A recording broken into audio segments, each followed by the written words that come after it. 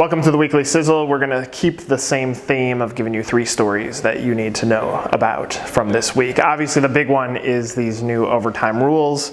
As stated, previous was $23,660 was the threshold for when, if someone's paid over that, then they weren't tracked and they had to be categorized, but they weren't tracked for overtime. Now the new proposal is $50,440. Now, could this affect a business like mine? Sure. It means we have to be a little bit more thoughtful of who we're putting into what position, which means that could mean less people, but higher skilled. What could that mean for lower skilled people? Well, that could mean a job loss. I think this is scary because anytime the administration comes out with a new idea, it seems to be very one-sided. Obamacare was very one-sided. I remember sitting at a conference and a multi-unit franchise owner said, do I pay for Obamacare or do I pay the fines? And he said, I might pay the fines because it's actually a little bit cheaper than making everyone, paying everyone through Obamacare. So moments like this cause business owners to reshift. So back to, will this affect a company like mine? No, because we're prepared for anything that could change, and we know that everything that seems normal today might not be normal tomorrow. You have to be willing to adapt as a business owner. A lot of people are very uncomfortable with change, and especially business owners. So I get why this is startling. Will it affect us? No, because we'll be prepared for it. Could it affect others? Yeah, sure. You take a franchisee, especially a franchisee, say they own a massage business, and they're paying their managers a little bit less than that threshold. Well, they're going to have to pay them more, which means they're going to have to cut out one more masseuse, which means there's going to be less masseuses hired at that location, which means less jobs. Now, those that are skilled are going to get more money, but those that are underskilled or the lowest of the totem pole are going to be out of jobs. I don't know that this is the most thoughtful thing in the world. It's an interesting approach. Do I feel people should make more money? Of course. If we can get you into the happiness level, and there's been plenty written about this, whether it's $50,000 a year buys you complete happiness. From a financial standpoint, you can't buy more happiness after that threshold. It would be great if we could put everyone into that category, but there's got to be different levels. And sometimes you have to work until the job's done. So in the case of a massage business, that manager leaving after 40 hours, if the customer still needs some attention, is not going to be good for that business owner. It could create this crippling effect. Again, great ideas. I think fundamentally these ideas are great, but they have to have a little bit more bandwidth. I do feel that Washington as a whole doesn't understand franchising, and that is part of the International Franchise Association's job now, is to educate them on really the basics of franchising.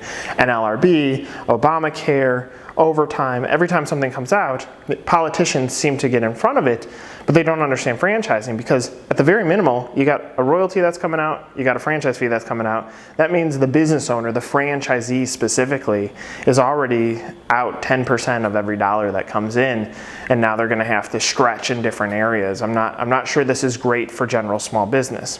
Now, I've said this many times before, but if I could take the amount of money that our agency pays in taxes and split that in half. And not that I get to take more at the end of the day, but I could take that other half and pay that out to our staff. Now, I could pay them more, which means they're going to spend more, which means the economy should naturally go up. Now, obviously, that's a general idea. I know it's not that simple, but maybe we think a little bit more creatively of how can we drive more funds back to the employees, where it is something that works for the employer too. Because if I could have those funds to pay existing employees and go hire more, the business is going to grow. Businesses start growing, the economy's better. It seems to make sense for me, but I'm not the one that's balancing a budget sheet. Anyway, this is really big news. It's all over. You've seen it on 1851 and you've seen it in the press, but it'll be interesting to see what happens from here on out. Now, from a regulation standpoint, the president can make the decision that he's going to push this through. That means we have to get on top of educating on what this means for our country, and especially for businesses. There's no need to disrupt. Things are going in the right direction. Let's stop worrying about disruption and focus on what's working. This month, we've already started it. It's now Friday, so you've seen a few of our power people that we're mentioning in franchising. What you will see throughout the month is an abundance of something, and that's franchisees. I feel that as an industry, as an association, as a community. Franchisees that are powerful don't have as much of a voice in the group that matters, which would be the International Franchise Association. That is the cream of the crop. So we have to find a way to rise up more franchisees into the power positions so that they can have a voice. Because again, theoretically, I can talk about overtime, franchisor can talk about it, but is it going to affect their business as much as it's going to affect the franchisee? Probably not. We need more voices. So in our power issue, you're going to hear from executives on what is hot, what is working, what could be hot next year. So there's a lot of great information that's going to be coming out in our power issue this month. So 2 Men in a Truck was the one that kicked it off. Rick Silva from Checkers is our cover, which if you click in one of these corners, whatever direction you're looking at me, you'll see the issues and you can see the cover issue. And Rick Silva, the CEO of Checkers, is our cover for the power issue.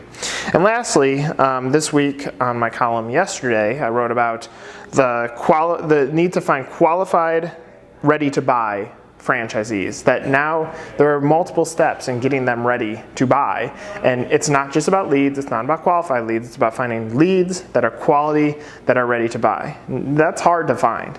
And the reality is, with the way the web works, which this month we're going to be putting out our web awards, it's very critical that your web footprint guides the lead and the qualified lead to the process of being ready to buy. As you'll see from our website awards, there are some really, really good websites, but there are a lot that don't do that. Think of that as your information foundation, that you have to give enough information to that qualified prospect so that when they're ready to buy, they come to you and say, this is the brand I want. Websites are still the most critical element of the franchise sales process, and quite frankly, it's overlooked. You as a franchisor need to make your websites better, and you as franchisees should demand that they're better. They should be your guideline. They should be what you need as a prospect to understand if that brand makes sense for you.